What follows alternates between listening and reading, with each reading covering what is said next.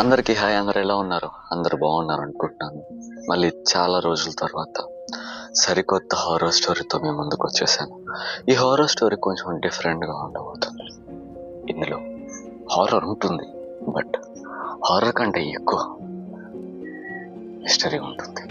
మీరు ఒకసారి ఇమాజిన్ చేయండి, మనందరం పెళ్ళిళ్ళు చేసుకుంటాం.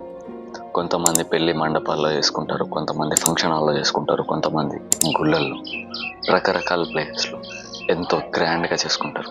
బట్ ఒక ఊరుంది, ఆ ఊరిలో పెళ్ళిళ్ళు నిషేధం.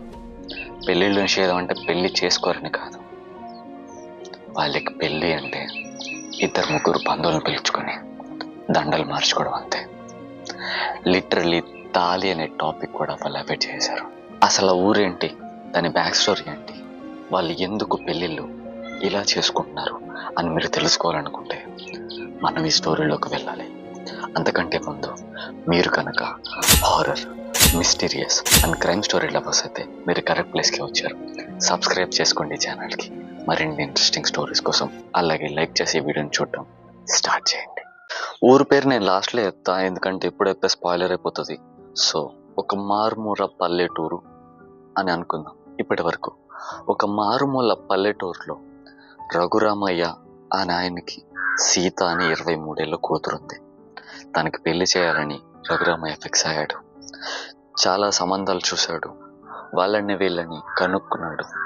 వాళ్ళ ఊరికి 7 ఊర్ల అవతల సిద్ధార్థ అనే ఒక కుర్రాడు, జాబ్ ఏం లేదు, వ్యవసాయం చేస్తాడు. వాళ్ళకి 3 ఎకరాల పొలం ఉంది. నేను చెప్పేది 90s 80s నాటి స్టోరీ. ఆ టైంలో 3 ఎకరాలంటే వాళ్ళు చాలా రిచ్ అని అర్థం. రఘురామయ్య వాళ్ళ భార్యకి కూడా ఈ విషయం చెప్పాడు. ఆమె చాలా హ్యాపీ. అలాగే వాళ్ళ కూతురైన సీతకి ఈ విషయం చెప్పాడు. సీత ఇంకా ఇంకా చాలా హ్యాపీ. పేరు కనుక్కుంది, సిద్ధార్థ అని తెలుసుకుంది. తన కళ్ళ ప్రపంచంలో సిద్ధార్థ గురించి ఊహల్లో మునిగి తేలిపోయింది. పెళ్ళి అనేది ప్రతి ఆడపిల్లకి చాలా ఇంపార్టెంట్ ఘట్టం వాళ్ళ లైఫ్లో. సో అలాగే సీత కూడా తను చేసుకోబోయాడు, అలా ఉంటాడు ఇలా ఉంటాడు అని ఊళ్ళో మునిగి తేలిపోయింది. రానే వచ్చిన తరుణం, పెళ్లి కంటే ముందు పెళ్లి చూపులు అనే సెగ్మెంట్ ఉంటుంది కదా. సో సిద్ధార్థ వాళ్ళ నాన్న అమ్మలతో కలిసి సీత వాళ్ళ ఇంటికి పెళ్లి చూపులకు వచ్చాడు. సీత తలదించుకొనే ఉంది. సిద్ధార్థ కూడా సీతను చూడకుండా తలదించుకొని ఉన్నాడు. పెద్దవాళ్ళు మాట్లాడుకుంటున్నారు. అలా జరుగుతున్న ప్రాసెస్లో సీత ఒక్కసారి తలెత్తి సిద్ధార్థాన్ని చూసింది. తొలి చూపులోనే సీత సిద్ధార్థాన్ని ఇష్టపడింది, ప్రేమించింది. తను పెళ్లి చేసుకునే మనిషి ఎలా ఉంటాడు అలా ఉంటాడని కలల కన్నా సీతకి తను పెళ్లి చేసుకోబోయే మనిషి ఇలా ఉంటాడు అని తన కళ్ళ ముందు కూర్చుంటే తనకి చేతులు కళ్ళాడలేదు. సిగ్గుతో తన ముఖం వెలిగిపోతుంది. రఘురామయ్య, సిద్ధార్థ వాళ్ళ నాన్న పంతుల్ని పిలిచారు. మంచి తేదీ కోసం పెళ్ళికి అడిగారు.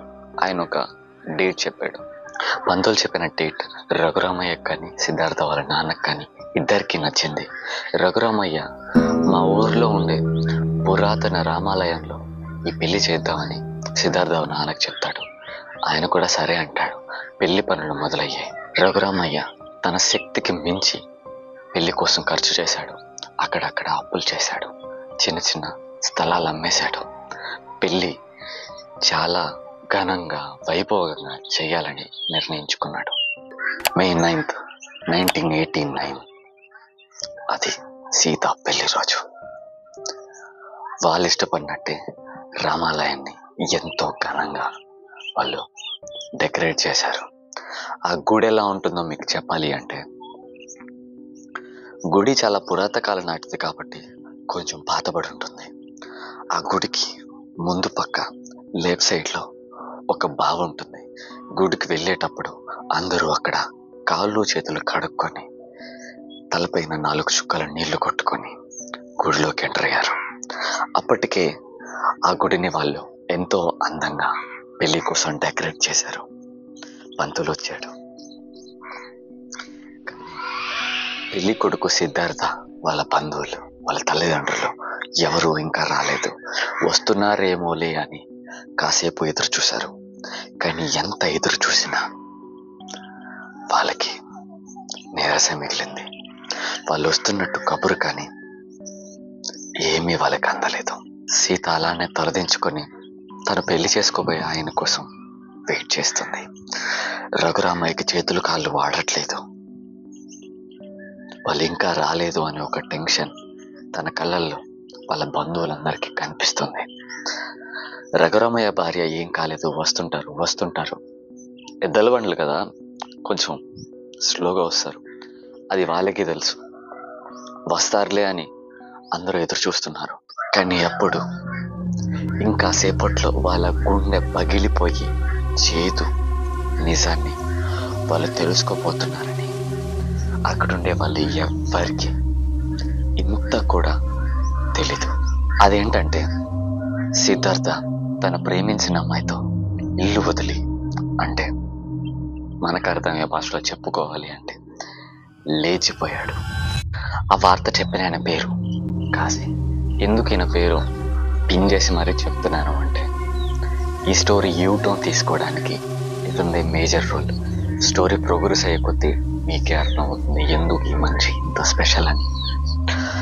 So coming back to that event, ఆ గుడిలో జరుగుతున్న పెళ్లిలో ఉన్న అట్మాస్ఫియర్, ఆ పెళ్లి చూడ్డానికి వచ్చిన సీత తరపు బంధువులు ఎవరైతే ఉన్నారో వాళ్ళందరూ నవ్వుకోవడం మొదలు పెట్టారు. ఉన్నది మొత్తం అమ్ముకొని పెళ్లి చేయాలని నిర్ణయించుకున్నాడు ఈ రఘురామయ్య. ఇప్పుడు ఈ పెళ్లి ఆగిపోయింది, పెళ్లి కొడుకు వేరే దాన్ని తీసుకొని లేచిపోయిండు అని మాట్లాడుకోవడం మొదలు పెట్టారు. అవన్నీ విన్న తర్వాత రఘురామయ్య మొహం చాలా చిన్నదైపోయింది. చావు దెబ్బ పడినట్టు అనిపించింది. జరిగిన ఇన్సిడెంట్ బలమైంది, బట్ ఆ చుట్టుపక్కల మాట్లాడుతున్న మాటలు ఏవైతే ఉన్నాయో అది చాలా హారిబుల్. సీత ముఖంలో ఎక్స్ప్రెషన్ లేదు. తను అలానే సైలెంట్గా ఉంది, తలదించుకొని. తనకేం అర్థం కావట్లేదు. తను ఇన్నాళ్ళు ఎదురు చూసిన మనిషి తనను ఎంతో మోసం చేసి వేరే అమ్మాయిని తీసుకుని వెళ్ళిపోయాడు అనే మాటల్ని తను జీర్ణించుకోలేకపోయింది. తను ఒక్కసారిగా పెళ్లి మండపంలోంచి, పెళ్లి పీటల నుంచి పరిగెత్తుకుంటూ గుడికి ఎదురుగా ఉండే బావిలో దూకేసింది.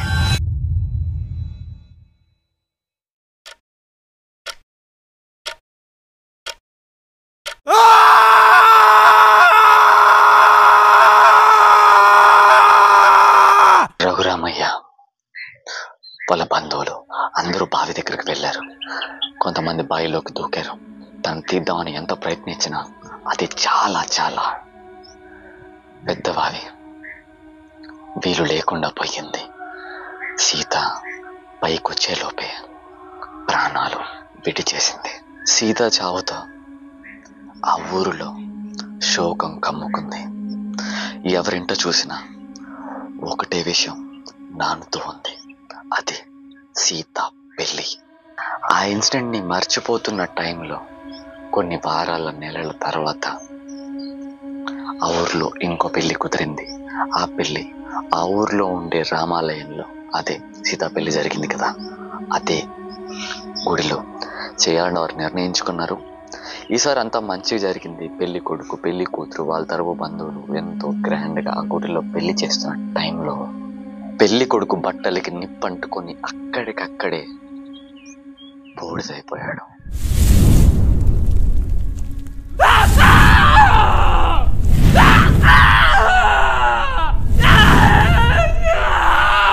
ఆ సంఘటన జరిగిన తర్వాత ఆ ఊరిలో కారు నిశ్శబ్దం కమ్ముకుంది. ఎవరి నోట చూసినా ఒకటే మాట, సీత అన్యాయంగా చనిపోయింది.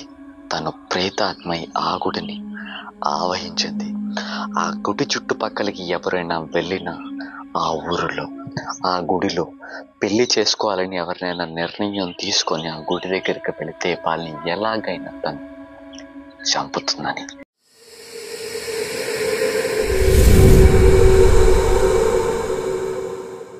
తను పెళ్లి జరగని ఆ రామాలయంలో ఇంకా ఎవరి పెళ్లి జరగకూడదని తన నిర్ణయం తీసుకొని పెళ్లి చేసుకోవాలని అక్కడికి వెళ్ళిన వాళ్ళని చంపుతుందని వాళ్ళు అనుకోవడం మొదలుపెట్టారు.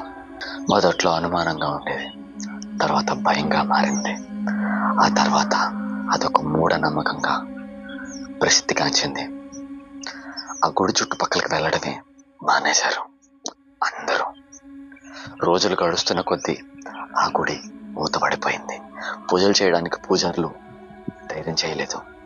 ఇలా జరుగుతున్న సమయంలో ఇద్దరు దొంగలు ఆ గుడి చుట్టుపక్కల కూడా ఎవరూ వెళ్ళట్లేదు కదా, అంత ధైర్యం కూడా ఎవరికీ లేదు కదా, ఆ గుడిలో ఉండే సీతారాముల విగ్రహాలని దొంగతనం చేసి వాటిని బయట అమ్ముకుంటే అంతులేనంత డబ్బు జీవితంలో ఒక్క దెబ్బతో సెటిల్ అయిపోవచ్చని నిర్ణయించుకొని ఒక రోజు రాత్రి వాళ్ళిద్దరూ ఆ గుడికి దొంగతనానికి వెళ్ళారు.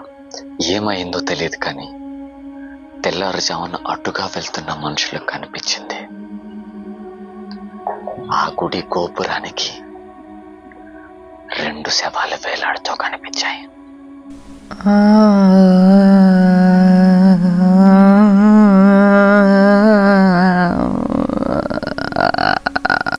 ఒకవేళ మనిషి చంపుంటే కింద పడిపోయేవాళ్ళు, కానీ ఒక మనిషికి సాధ్యం కాని విధంగా గుడి గోపురానికి మనుషుల్ని వేలాడదీశారంటే అది ఆత్మ పనేనా? ఆ ఊర్లో ఉండే జనాలకి భయం అలవాటైపోయింది. ఎవరు కూడా ఆ గుడి వైపు కూడా వెళ్ళాలనే ఆలోచన కూడా చేసేవారు కాదు. 10 ఏళ్ల తర్వాత ఏప్రిల్ 13, 1999లో ఆ గుడిని కూల్చేశారు. సమస్య అక్కడ తీరిపోయింది. ఈ హారర్ స్టోరీ ఇక్కడితో ఎండుకు వచ్చేసింది. స్టోరీ లాస్ట్లో ఊరి పేరు చెప్తానని కదా. ఈ ఊరు పెదకుమారపాలెం పేరు, నెల్లూరు జిల్లా, గూడూరు దగ్గర ఉంటుంది. మ్యాప్లో సర్చ్ చేయండి, కనిపిస్తుంది. దీని గురించి గూగుల్లో చాలా ఆర్టికల్స్ కూడా ఉన్నాయి. ఒకసారి మీకు ఇంట్రెస్ట్ ఉంటే వాటిని కూడా వెళ్ళి చదవండి. ఈ స్టోరీని ఇప్పటివరకు విన్నారంటే, ఈ వీడియోని ఇప్పటివరకు చూసారంటే ఎంతో కొంత ఈ వీడియో ఇంట్రెస్టింగ్ అనిపించిందని అనుకుంటున్నాను. ఒకవేళ నిజంగా అలానే అనిపిస్తే నా కోసం ఒకే ఒక లైక్ చేయండి. నాలాంటి కొత్త యూట్యూబర్స్కి మీరు ఇచ్చే సపోర్ట్ అదే కదా. సో ప్లీజ్ లైక్ చేయండి. ఎలా అనిపించిందో కామెంట్ చేయండి. నచ్చింది, నచ్చలేదు, బాగుంది, బాగాలేదు, సంథింగ్ ఏదైనా సరే మీరు చెప్పచ్చు, నేను వింటాను. అలాగే మీ ఫ్రెండ్స్ అండ్ ఫ్యామిలీ మెంబర్స్లో ఎవరికైనా horror, mysterious and crime stories interest ఉండే వాళ్ళకి వీడియోని షేర్ చేయండి. అలాగే మన ఛానల్ని సబ్స్క్రైబ్ చేసుకోండి. నేను ప్రతి మంత్ కొత్త వీడియోస్ తీసుకొస్తూనే ఉంటాను. ఇంకొన్ని ఎక్కువ వీడియోస్ చేయడానికి ట్రై చేస్తున్నాను. ఇప్పుడు మంత్కి ఒక 2 వీడియోస్ చేస్తున్నాను. ఇంకా రెగ్యులర్గా మంత్కి ఒక 4-5 వీడియోస్ తీయాలని నేను డిసైడ్ అయ్యాను. ఇది షూట్ చేస్తున్న టైం వచ్చేసి 6:30 పొద్దున. అప్పుడు షూట్ చేస్తున్న ఈ వీడియోని. ఈరోజు నేను ఒక 3-4 వీడియోస్ షూట్ చేయాలని డెసిషన్ తీసుకున్నాను. సో ప్లీజ్ మీ ఇలాంటి వాళ్ళ సపోర్ట్ ఉంటేనే ఈ జర్నీ ముందుకు సాగుతుంది. సో ప్లీజ్ సబ్స్క్రైబ్ చేసుకోండి. ఆ బెల్ ఐకాన్ ఆన్ చేసుకుంటే నేను పెట్టే కొత్త వీడియోస్ నోటిఫికేషన్స్ మీ వరకు వస్తాయి. See you soon. మరొక వీడియోతో మళ్ళీ కలుసుకుందాం.